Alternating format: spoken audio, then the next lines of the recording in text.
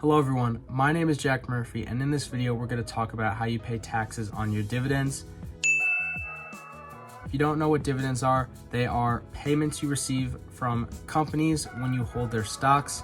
So if you hold a bunch of stock for a specific company and they pay you a dividend, that is part of your income and you have to pay taxes on that. It is important to understand how to pay your taxes on dividends because dividends are a forced tax event, meaning you are forced to pay taxes on the dividends every time you're paid them every year, unlike your capital gains, which you only have to pay taxes on once you sell a stock for profit.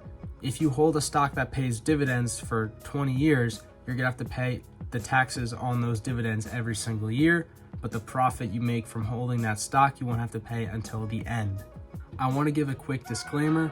I am not a professional. I'm not a financial advisor. I do not do taxes professionally for anyone else. So please make sure you work with a professional or an advisor or someone you trust when doing your taxes, and don't just listen to people on the internet blindly. When you invest in dividends, it's important to understand the two types of dividends: qualified dividends and non-qualified dividends. Qualified dividends are dividends that meet certain expectations by the IRS and they get lower tax percentages, and non-qualified dividends don't meet these expectations and are taxed at your regular income tax rate. So in order to get qualified dividends, the companies you invest in have to meet certain criteria. One of them being they have to be US corporations or foreign corporations that meet IRS standards. So if they are a US corporation, they can have qualified dividends, and if it is outside the US, it has to meet standards that the IRS sets for them to be allowed to give out dividends at that lower tax rate. The other requirement is the holding period that you hold the dividend stock in order to get a qualified dividend. I'll try to explain this. So basically, there's a certain day you have to buy the stock by to be in the company's books to receive the dividend. You have to have held the dividend for longer than 60 days before that day, and then hold the dividend for at least 61 out of 121 days before the next dividend payment. So basically, you just have to hold the stock for a long period of time so the company knows you're not a short-term investor, and then you can get qualified dividends.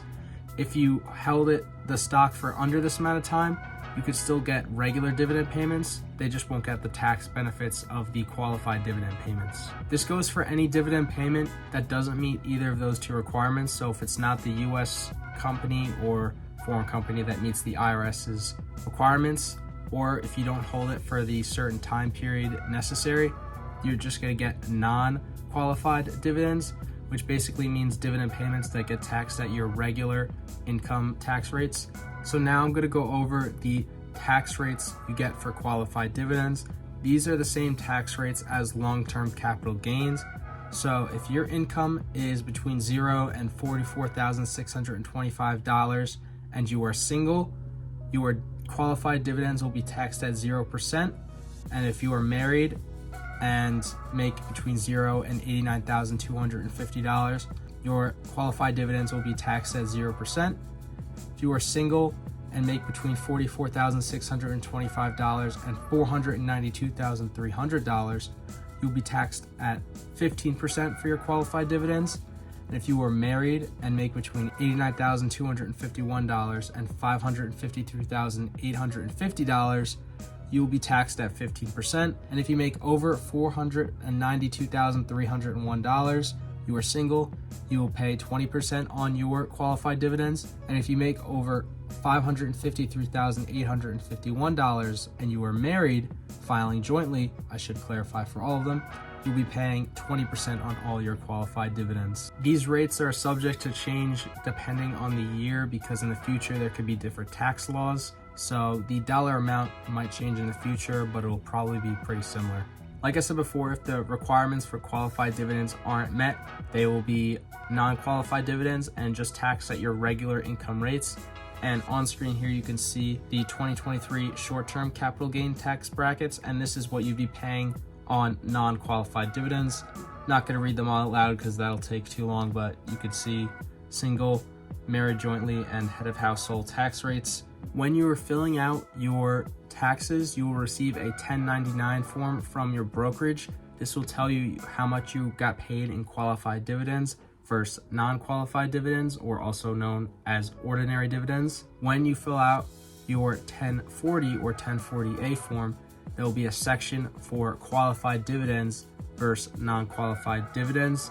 And as you can see on screen on the 2022 tax form, Schedule B is where qualified dividends are written, and there is a separate section for ordinary dividends. It is important to know to put your qualified dividends in the qualified dividends section, so you are getting the tax benefits for those dividends, and then the ordinary dividends you can write in their section and they will be taxed at your regular rate.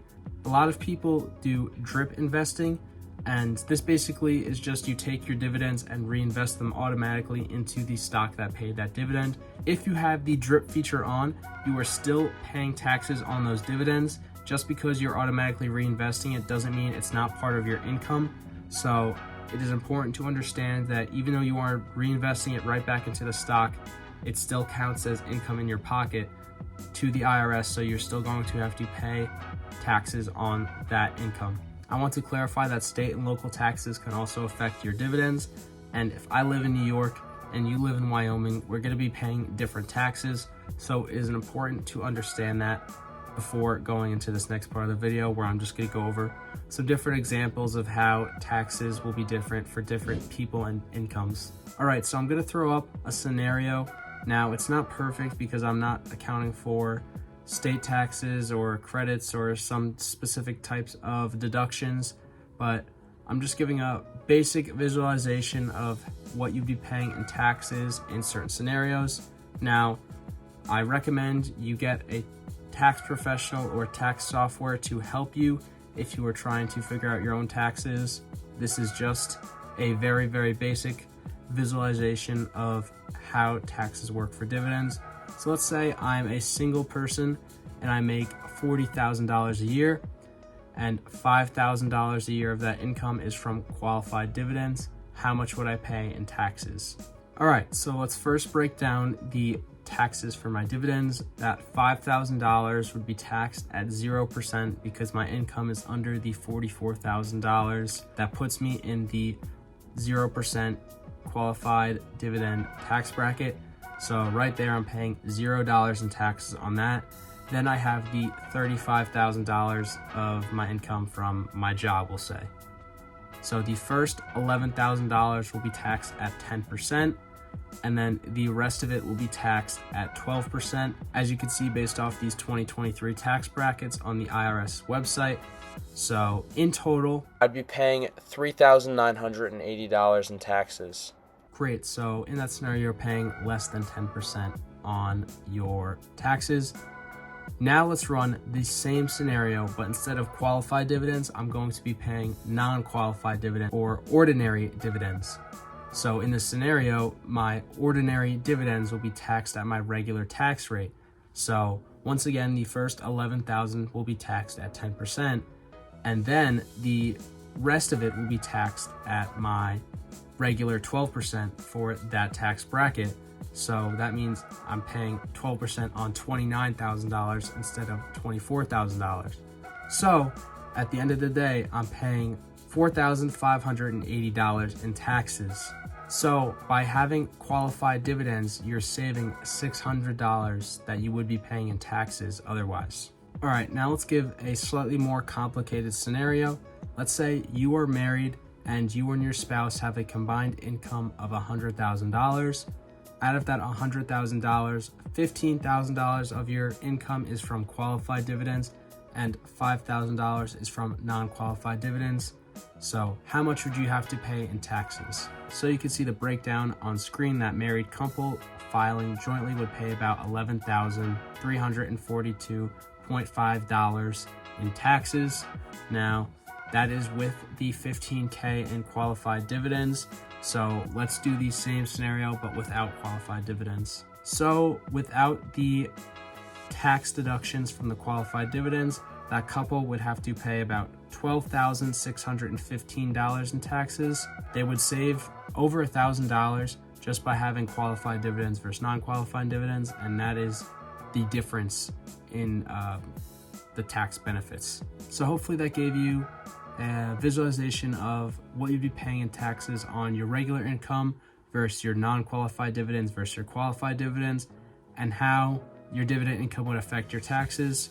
That's obviously just a very basic overview, and it left out a lot of stuff like state taxes and deductions, and I'm obviously not a tax professional, so you should definitely consult with a tax professional before you do your own taxes. But that was just a basic visualization of how dividends would be affecting your taxes and how much you have to pay on them. So that is everything for this video. I do have some sources that I got my information from linked in the description if you want to check that out. And obviously in the future, the tax code will change. The tax rates for specific income brackets will obviously change in the future. You should obviously consult a tax professional or the IRS's website to keep up with the IRS's requirements. But yeah, that is everything for this video. Thank you for watching. Here's some other videos of mine you can check out. If you haven't already, subscribed, and yeah, peace.